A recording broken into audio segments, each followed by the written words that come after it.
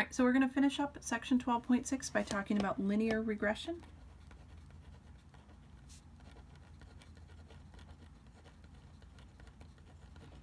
Linear regression is the process of determining the linear relationship between two variables. Our goal is to describe this relationship using a linear equation. So again, linear, where you're thinking line.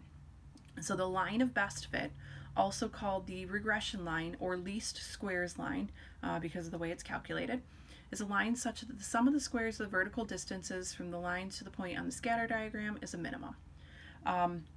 What do we care about? The regression line is a tool for making predictions about future observed values. It also provides us with a useful way of summarizing a linear relationship. So what we're going to do, we're not going to again focus on how we come up with the equations. We're going to focus on what can we do with the equations. How is statistics useful, right? So we can make predictions and we can do some analysis based on the mathematical equation that we're being given.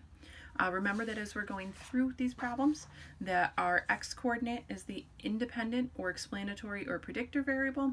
Our y-coordinate is the dependent or response or predicted variable.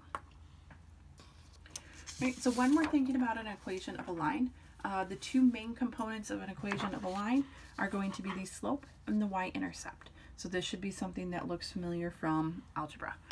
Slope tells us how much the y variable changes when the x value is increased by 1 unit.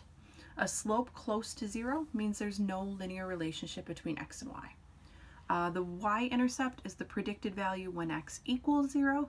It's meaningful only if it makes sense for x to equal 0. So when we're doing our interpretations, we're going to kind of focus on these first 2 points here. And it will depend on whether or not something makes sense or it doesn't make sense. So we're going to talk a little bit about how we can interpret a regression line and how we can also use our regression line to make other predictions as we're going through these problems.